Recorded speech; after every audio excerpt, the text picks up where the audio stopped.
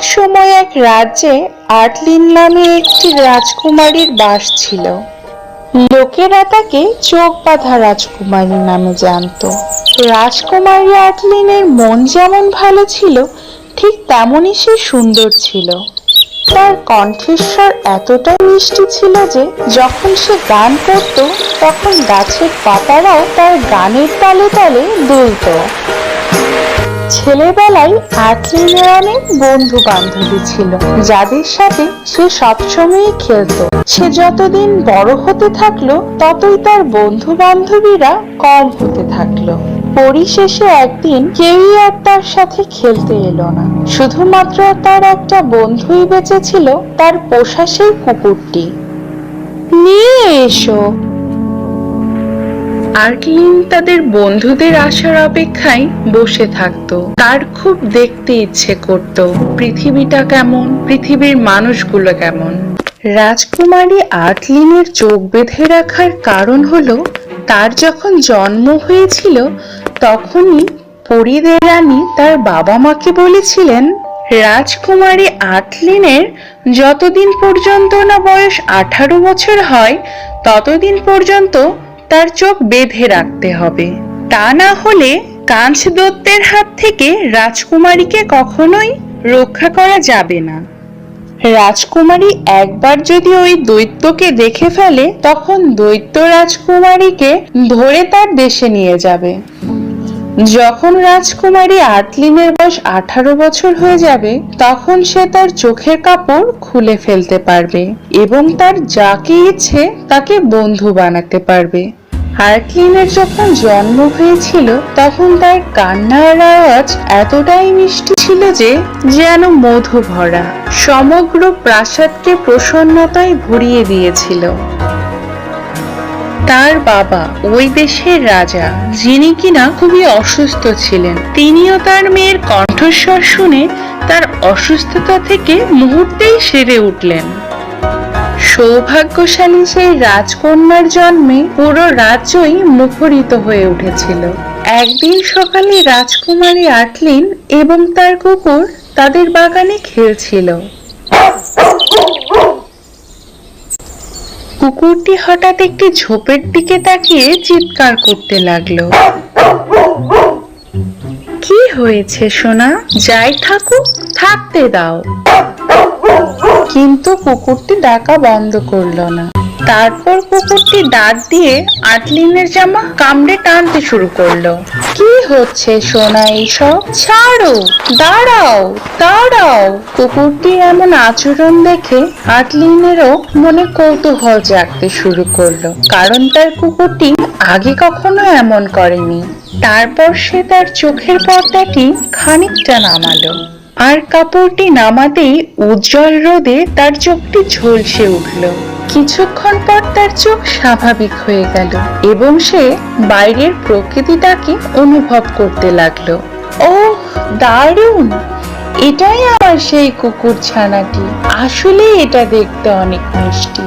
ও, এটা কি? আরে, এটা তো একটা পাখি। ও তো খুব আহত। আমি ওটাকে ঘরে নিয়ে যাই।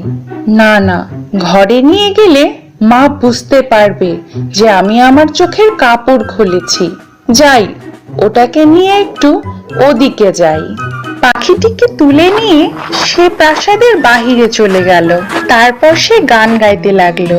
সেরে ওঠো সোনা, সেরে ওঠো, তোমার ব্যথা ভালো হয়ে যাক, তুমি আবার উঠতে শেখো।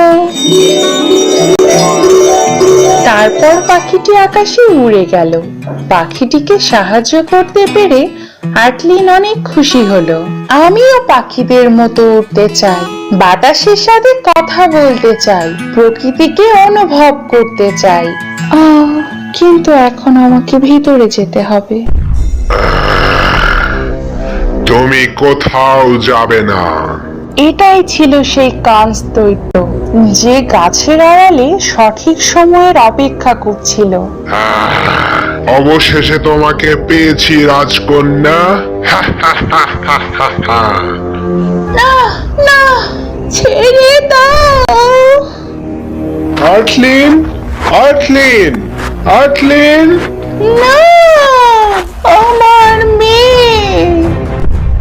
দৈত্য কাঁচ একটি জঙ্গলের মধ্যে এসে ওদের নামালো এবং আটলিন ও তার কুকুরকে একটি গাছের সাথে দড়ি দিয়ে শক্ত করে বাঁধ।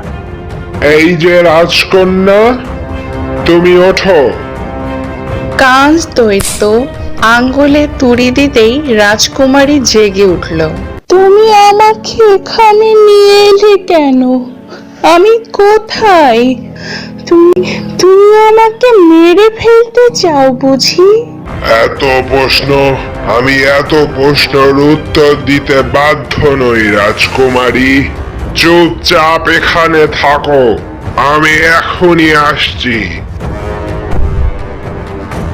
দৈত্যটি চলে গেলে একটি গাছের উপর থেকে রাজকুমারের দিকে একটি কাঠবিড়ালি নেমে আসলো এবং কিছুক্ষণ ধরে কাঠবিড়ালিটি রাজকুমারীর চোখের দিকে এক পলকে তাকিয়েছিল। তারপর সেই ছোট্ট কাঠবিড়ালিটি তার ছোট ছোট দাঁত দিয়ে রাজকুমারীর বাঁধন কুটকুট করে কেটে দিল। অসংখ্য ধন্যবাদ ছোট্ট কাঠবিড়ালি, আমি তোমার এই উপকার কখনো ভুলতে পারবো না। ওহো, এখন আমাদের পালাতে হবে।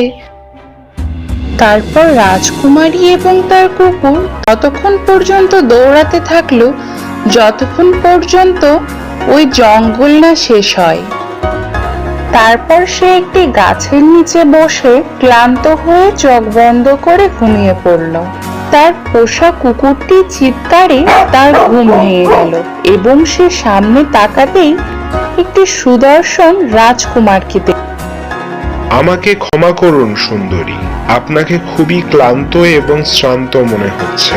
আমি কি আপনার জন্য কিছু করতে পারি? আমি হলাম এই রাজ্যের যুবরাজ। হ্যাঁ, আমার সাহায্যের প্রয়োজন। আমাকে একটি দৈত্য এখানে তুলে নিয়ে এসেছে। আমাকে কি আপনাদের প্রাসাদে একটু আশ্রয় দেওয়া যাবে? অবশ্যই, কেউ বিপদে পড়লে তাকে সাহায্য করা আমার দায়িত্ব। একজন সুন্দরী মেয়েকে আমি কখনোই একটি দৈত্যের শিকার হতে দিব না। তারপর যুবরাজ রাজকুমারী আর্টলিনকে তার প্রাসাদে নিয়ে গেলেন।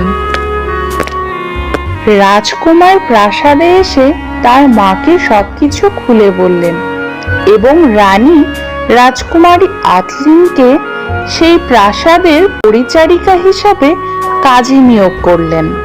তারপর থেকে রাজকুমারী সেই কাজ করতে লাগলো। রাজকুমারী তার পোষা কুকুরকে বলল, চিন্তা করো না সোনা, এটা কিছু দিনের ব্যাপার। আমরা এখানে লুকিয়ে থাকবো আর দৈত্য আমাদের খোঁজা বন্ধ করে দেবে। তারপর আমরা বাড়ি ফিরে যেতে পারবো। আর মজার ব্যাপার হলো, দেখো, আমার আর চোখ বন্ধ করে থাকতে হবে না। রাজকুমারীর রূপে মুগ্ধ হয়ে সেই দেশের রাজকুমার প্রায়ই তার সাথে সময় কাটাতে লাগলো। আর সময় কাটাতে কাটাতে তারা একে অপরকে ভালোবেসে ফেললো। এভাবে দিন কাটাতে কাটাতে রাজকুমারী আর্টলিন তার বাবা মা, তার রাজ্য এবং সেই দৈত্যের কথা একেবারেই ভুলে গেল। রাজকুমারী আর্টলিনের 18তম জন্মদিনের এক সপ্তাহ আগে রাজকুমারী এবং রাজকুমার একটি গাছের নিচে বসে কথা বলছিলেন। হঠাৎ পেছন থেকে একটি সাপ এসে যুবরাজকে কামড়ে দেয়। ওহ না, ওটা তো সাপ! কিছুক্ষণের মধ্যেই যুবরাজের মুখ ও পুরো শরীর নীল হতে শুরু করলো এবং সে মাটিতে লুটিয়ে পড়ে অজ্ঞান হয়ে গেল।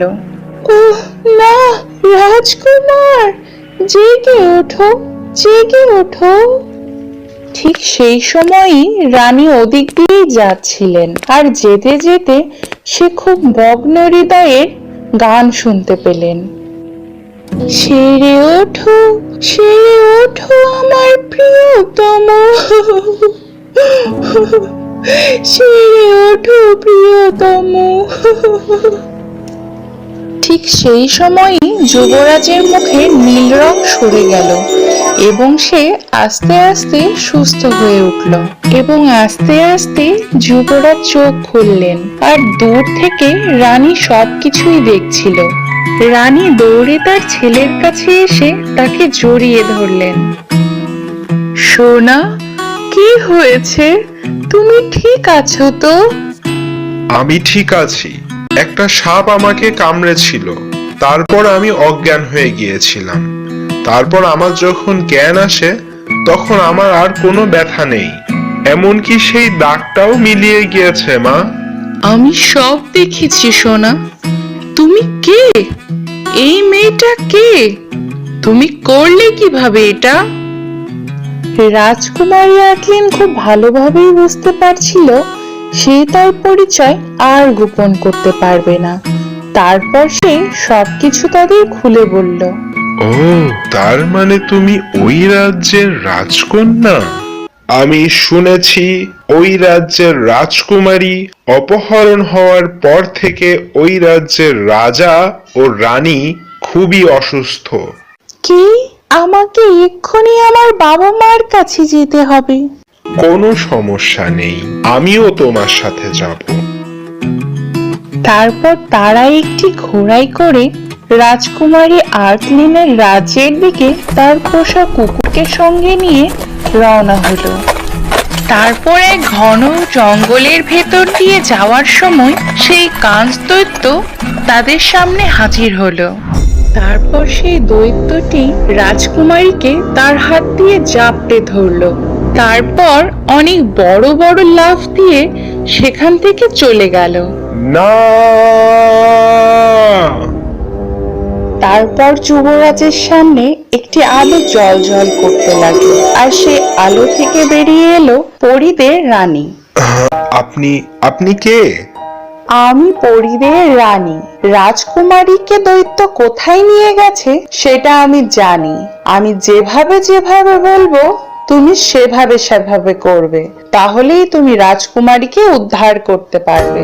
এই নাও আমার আংটি, এটা তোমাকে সেই দুর্গে নিয়ে যাবে যেখানে রাজকুমারী আর্টলিন আছে। এই আংটি যখনই তাকে দেবে আর যখন সে আঙ্গুলে পড়বে তখন সে পরিণত হবে একটি মেয়ে কবুতরে। এরপর পরীদের রানী একটি বোতল থেকে বর্ণহীন তরল রাজকুমারের গায়ে ছিটিয়ে দিলেন এবং সঙ্গে সঙ্গে রাজকুমার একটি কবুতরে পরিণত হলো এবং আকাশে উড়ে গেল। উড়তে উড়তে সে সেই দুর্গে গিয়ে পৌঁছলো যেখানে রাজকুমারীকে রাখা ছিল।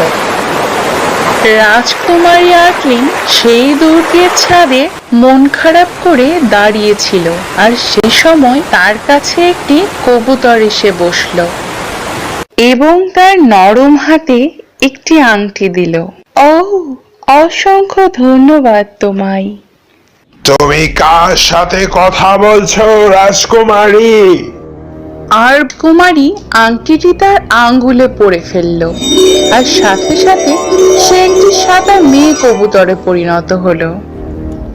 দৈত্য কাঁচ এই বিষয়টি দেখে খুবই অবাক হলো এবং সে দৌড়ে এসে কবুতর দুটোকে ধরতে আসলো, কিন্তু ততক্ষণে অনেক দেরি হয়ে গেছে। কবুতর দুটিকে ধরতে গিয়ে দৈত্য তার ভারসাম্য হারিয়ে সমুদ্রে পড়ে গেল। কবুতর দুটি উঠতে উঠতে সেখানে গিয়ে পৌঁছলো যেখানে পরীদের রানী দাঁড়িয়েছিল। রাজকুমারীর 18তম জন্মদিনে রাজকুমারের সাথে ধুমধাম করে তাকে বিয়ে দিল।